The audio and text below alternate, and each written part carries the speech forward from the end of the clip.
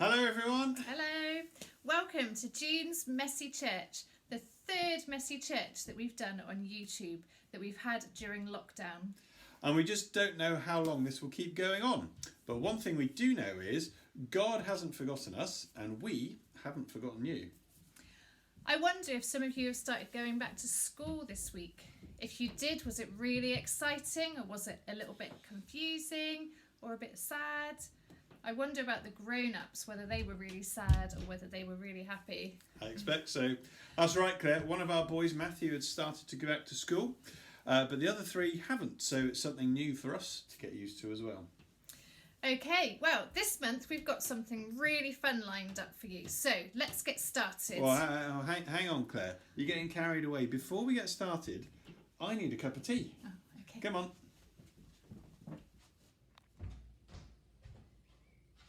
Here you go, Pete. Here's your cup of tea that you wanted. Oh, perfect. Before we get started. Thanks, Claire. You know what? I've been thinking, Claire. Well, that's always dangerous. Steady on. I've been thinking about God. During lockdown, I've had more time to think about God and about myself. Well, I think a lot of people have had a lot more time to think recently during lockdown. Maybe some other people, maybe some of the boys and girls and some of the grown-ups in Messy Church might have been thinking about God as well. So what were you thinking specifically? Well, believe it or not, Claire, I've done loads of things wrong. Oh, yes.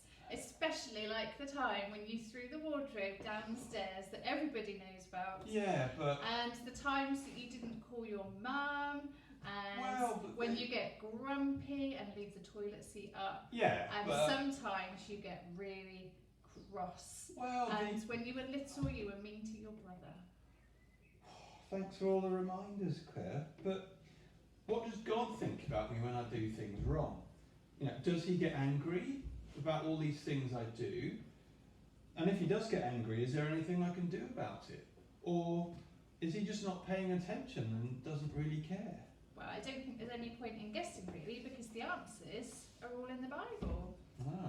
That's where God tells us all about himself. And there's loads of stories in there about people that did things wrong and got things wrong.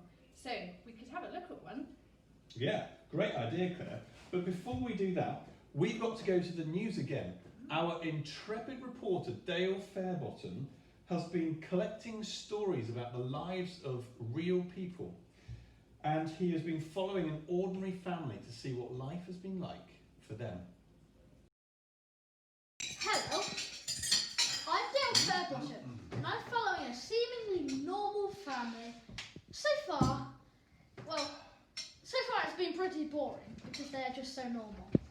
They're just finishing their dinner, so let me introduce you. At the back we have the father of your family. How was your meal, Dwayne? Very nice as ever, thanks to my beautiful wife, Dale. Alright, Dwayne, and I wonder what Dwight, the eldest son of the family, has to say. Be quiet, you're eating.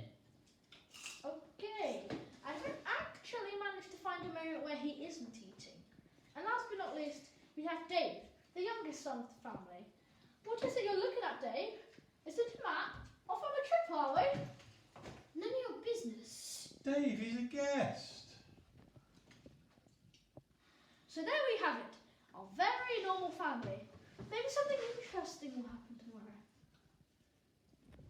Something is happening at last, and I'm running to the scene now.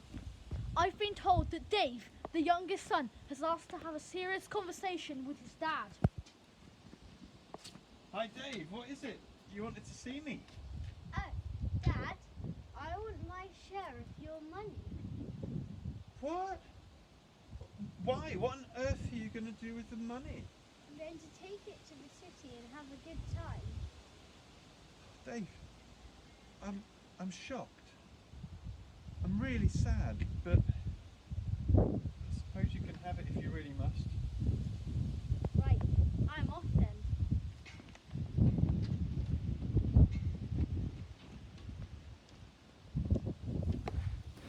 So, what do you make of that, Dwayne?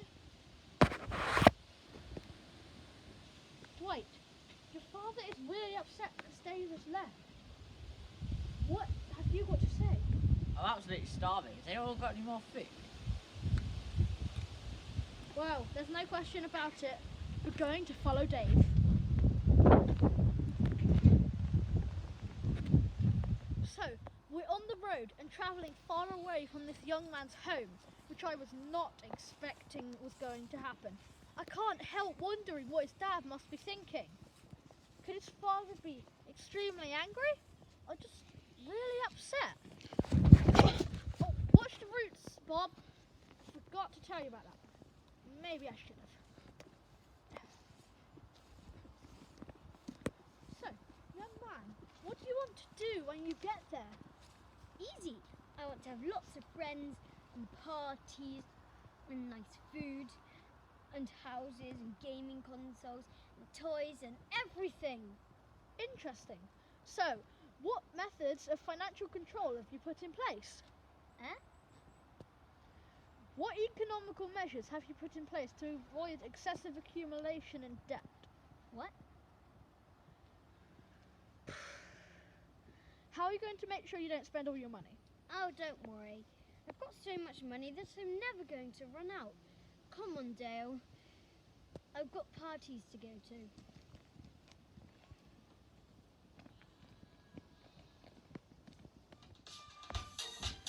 Woo! Woo! I'm absolutely exhausted. We've been partying for weeks now with all the money that Dave's dad gave him. It's not just the party, but all the shopping trips we've been on. I can't even begin to tell you how much Dave bought. So Dave, tell us what you've been buying with all your money. It's amazing, Dale. I've bought so much cool stuff. TVs, gaming consoles, Lego, cars, and of course, all these amazing parties. Can I have your money for this party, please? Sure, sir. There's one problem. There's no money left. No money, no party. Get out. So Dave, it looks like you really did run out of money. What am I gonna do now? Oh dear, dear, dear. Things have got really bad now for our young man. As soon as his money ran out, all his friends left him. To pay his bills, he's had to sell his houses, cars, gaming consoles, and even his clothes, apart from these filthy rags that are hanging off his body. To make matters worse, he has no money for food and has ended up feeding the pigs. Whatever will he do next? He surely can't stay here in all this dirt, but can he really go back to his dad? Empty-handed, dirty and smelly? What about all the things he's done wrong? What if his father's still really angry? Boy, Dave must be really hungry. Someone get me a bucket. I'm gonna be sick. So, we're on the long journey home, trudging mile after weary mile. Dave, hold up! So, tell us, Dave, why did you decide to go home? I think my dad loves me, so maybe he'll let me live somewhere around the farm. Like one of his farm helpers. I can try making a bit of money so I can have food to eat. It's better than feeding pigs. Well, folks, there we have it. Dave, it seems, is a broken man. What will happen when he gets home? Will his dad have forgotten all about him? Or maybe his dad will be extremely angry. Either way, we're going to find out soon. And off we go again.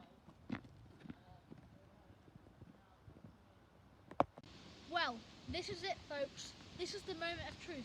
Young Dave here left this very spot only a short while ago with half of his dad's money. Wasted it all on parties and stuff. He's hungry and tired and is now going to see his dad. So, what on earth are you going to say? I'm going to tell him the truth. I'm going to tell him that I am sorry and that I won't do it again. And I'm going to ask if I can work on the farm and earn some money. You can do it, Dave.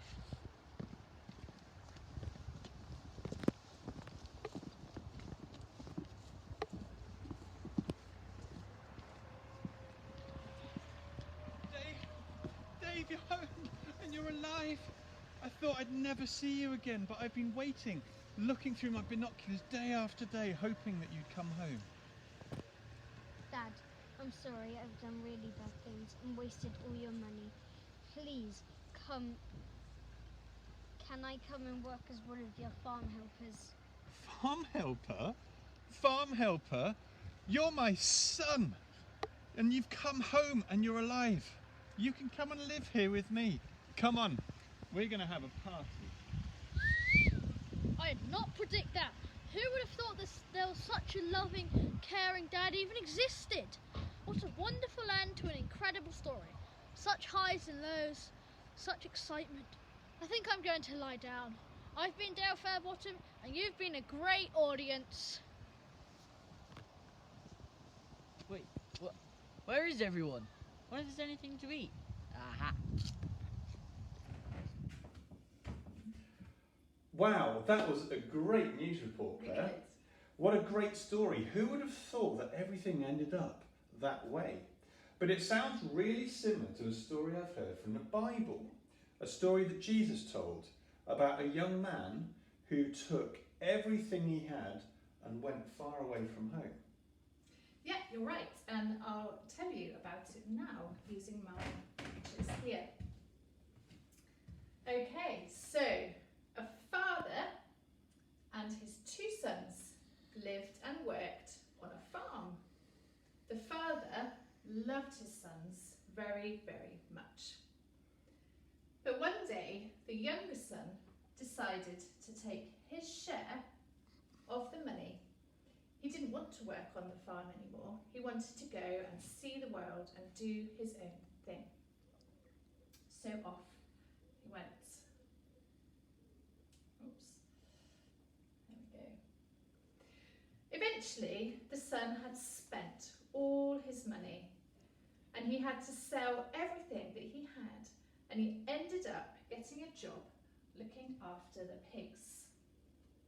Oink, oink.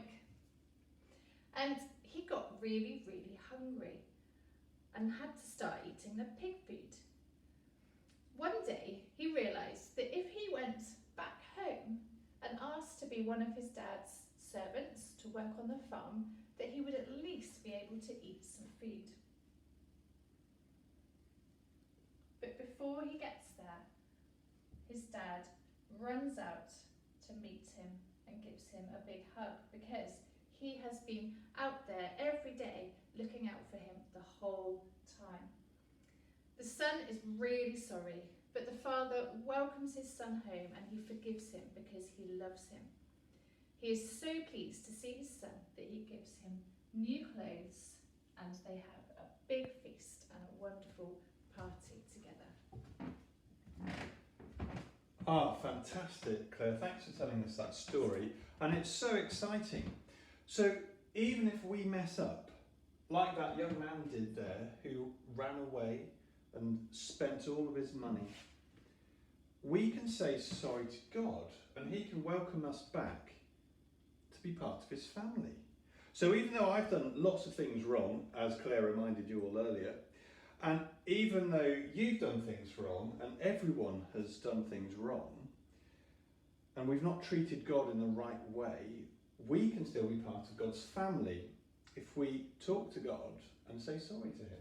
Yeah, that's right. So even though we still can't see each other, wherever you are, whether you're in your home or in your garden or in a beautiful place in the country, we can say sorry to God and we can ask to be part of his family, which is amazing, just like that young man in the story.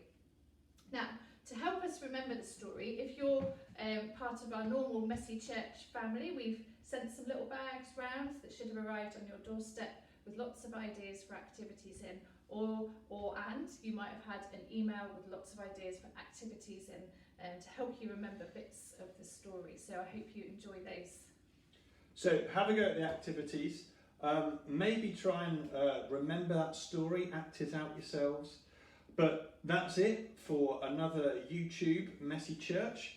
We haven't quite worked out what we're going to do yet in July, because we usually have a picnic together, but we expect we won't be able to do that, which is a bit of a shame. So we'll keep you posted as to what we're going to do. But Until next time, see ya.